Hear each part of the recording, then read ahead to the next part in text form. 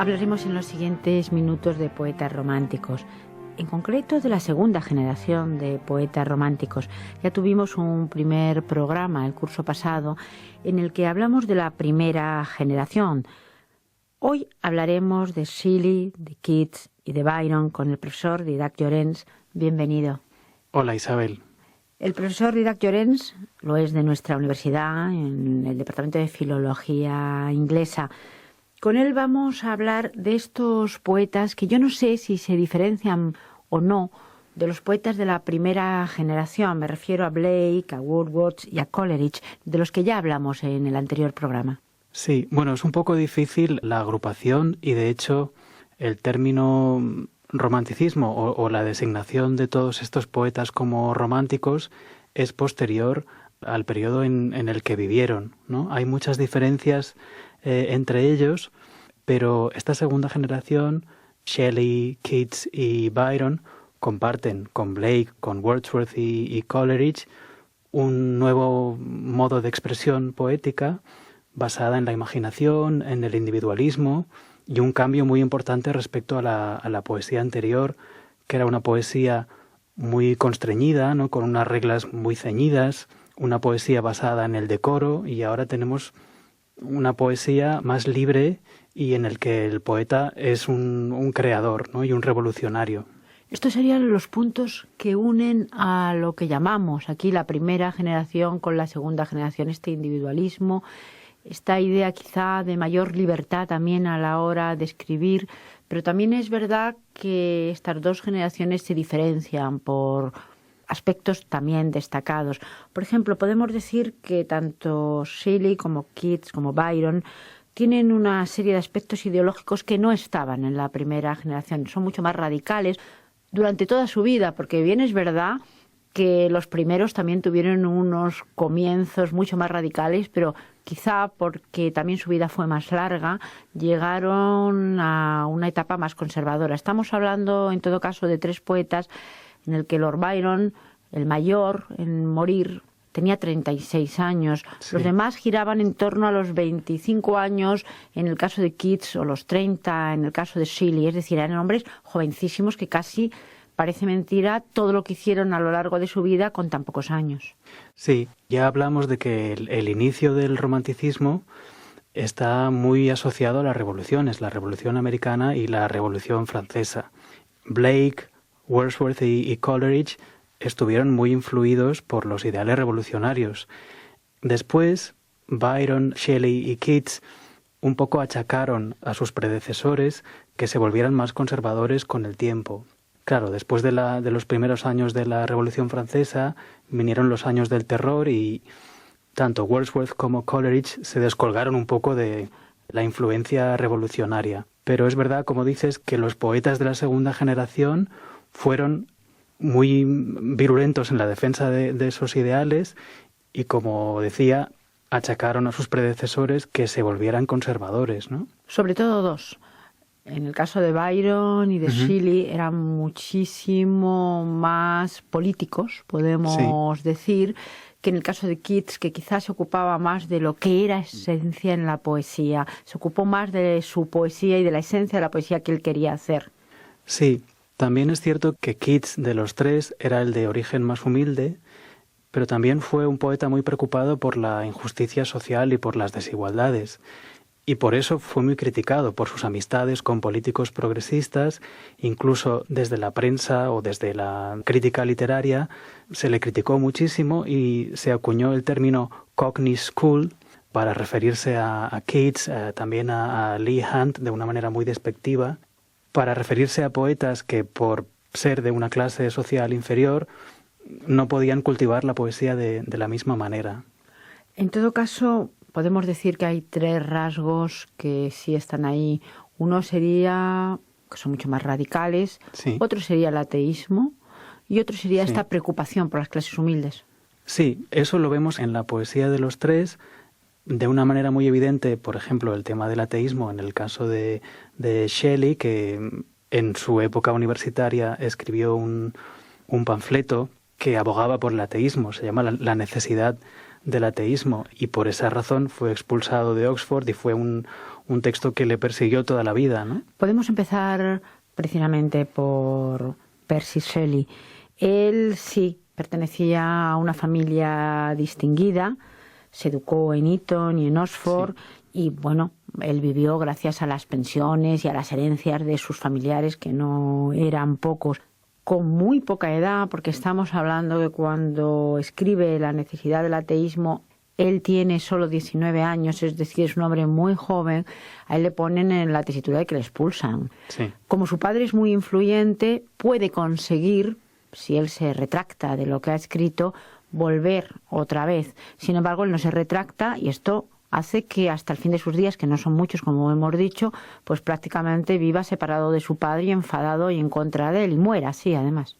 Sí, no solamente no se retracta, sino que fue toda su vida un espíritu libre, ¿no? En muchos aspectos, su vida sentimental, su práctica poética, digamos, y nunca se aparta de los ideales revolucionarios. Lo vemos muy claro en poemas, por ejemplo, como Oda al viento del oeste, que se ha interpretado como una alegoría de la transformación y del cambio social, y lo vemos tanto en su obra como en su vida, ¿no? Su vida, que también eso es curioso, y en el caso de los tres, y es un aspecto que hay que comentar, porque tienen una vida verdaderamente en el aspecto amoroso grandísima, tienen muchísimos amores.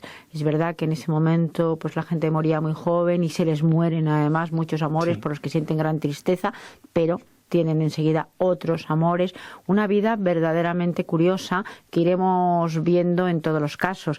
En el caso de Shelley también le ocurre lo mismo, aunque él luego se casa y tiene además un matrimonio, digamos, curioso, porque sí, los dos escriben. El caso de Mary Shelley, que también fue una mujer marcada por tragedias familiares, son poetas los tres que murieron muy jóvenes. Keats, por ejemplo, murió con 20 y pocos años. Byron es el que murió más mayor, pero aún así con 36 años. Y Shelley, además, murió ahogado a los 30 y pocos años. Una tragedia personal que le afectó muchísimo fue la muerte de su hijo William, que era su hijo favorito. Y también es una característica importante del movimiento romántico, que hay como una sublimación de la experiencia personal, y todo esto se traslada al campo de la poesía. Claro, además, estos poetas, que a lo mejor son denominados luego, como se han dicho, poetas románticos, también tienen mucho que ver en su vida y en su muerte. Esa vida tumultuosa, porque lo iremos viendo, y esas muertes pues también trágicas y muy jóvenes. Hay que decir que igual que en los poetas de la primera generación, aquí también dos de ellos, en este caso Shelley y Byron, tuvieron una amistad bastante más fuerte que en el caso de Keats.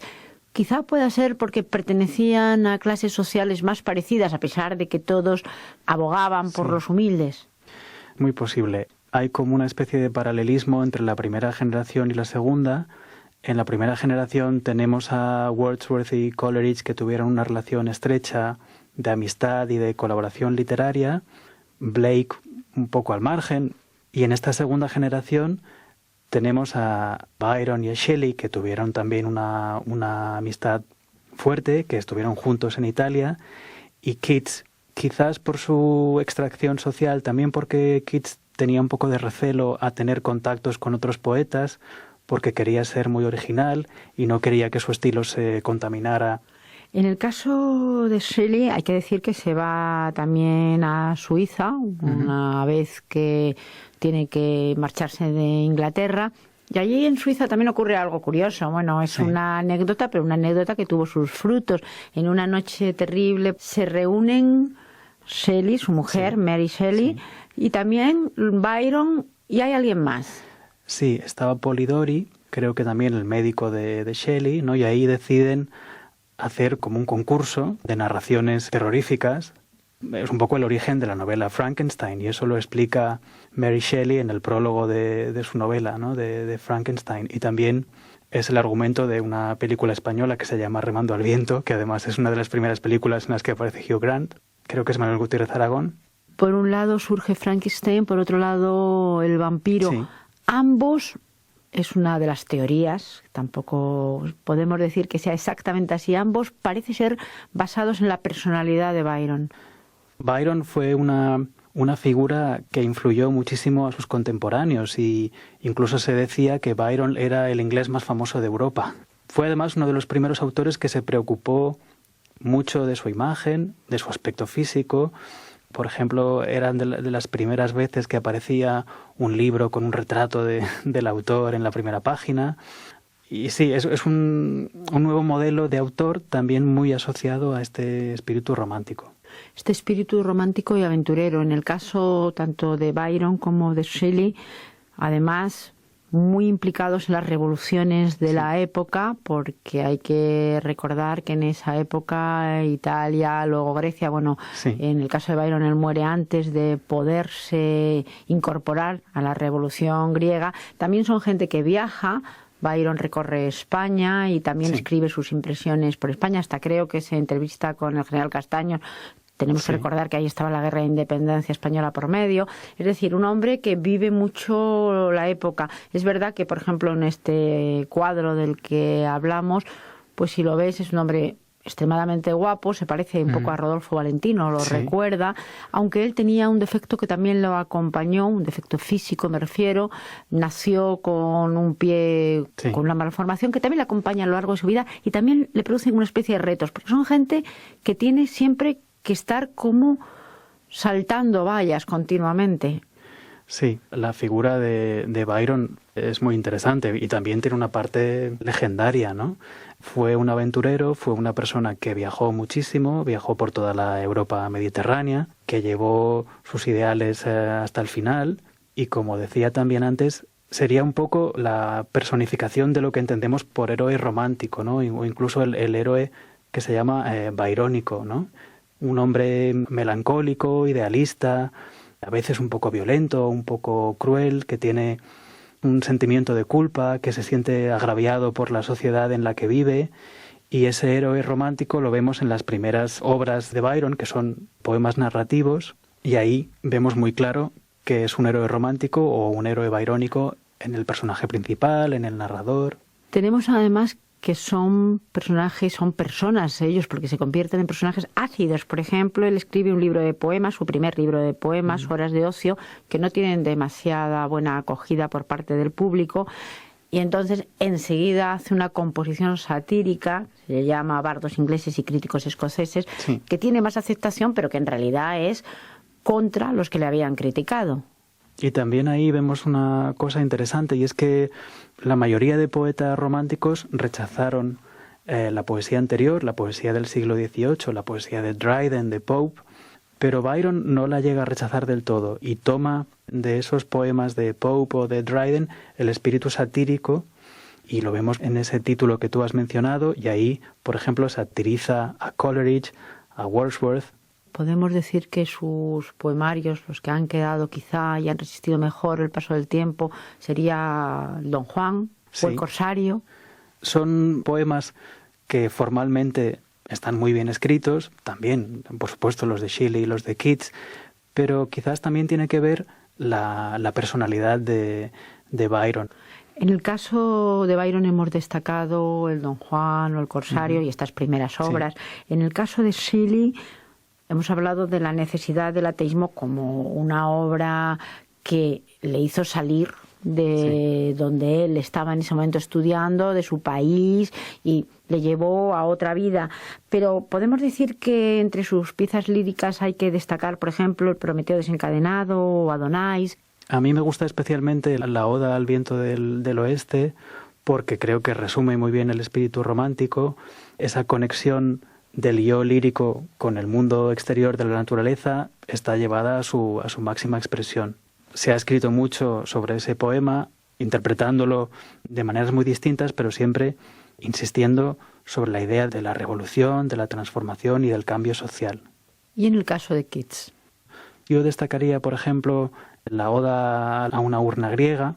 Ahí vemos ya no la identificación del mundo interior del poeta con la naturaleza, sino en este caso con un objeto, ¿no? Con un objeto que es la urna griega y que simboliza la intemporalidad, ¿no? La intemporalidad de la obra artística. Y ahí vemos cómo el poeta establece esta relación con el objeto y al final acaba diciendo que la urna sigue estando ahí y que será eterna, ¿no? Como el arte, y la identifica con la verdad. La belleza es la verdad, ¿no? Acaba diciendo este poema. Para conocer a los poetas lo mejor es leerlos. Desde aquí invitamos a hacerlo. Vamos, aunque sea brevemente, a leer 3 fragmentos. Y vamos a empezar por un fragmento de la obra de Shelley, Oda al viento del oeste. Haz de mí tu lira, como lo es el bosque. Ay, si mis hojas cayeran como las suyas. El tumulto de tus poderosas armonías extraerá de ambos un tono profundo y otoñal, dulce aunque afligido. Sé tú, espíritu fiero, mi espíritu, sé tú, yo, oh impetuoso. Esparce mis pensamientos muertos por el universo como hojas marchitas, para dar paso a un nuevo renacer, y por el conjuro de estos versos propaga como desde el inextinguible fuego del hogar cenizas y pavesas, mis palabras entre la humanidad. Sé, a través de mis labios para la tierra adormecida, la trompeta de una profecía. Oh viento, si llega el invierno, ¿puede quedar lejos la primavera? Make me thy lyre, even as the forest is. What if my leaves are falling like its own? The tumult of thy mighty harmonies will take from both a deep autumnal tone, sweet though in sadness.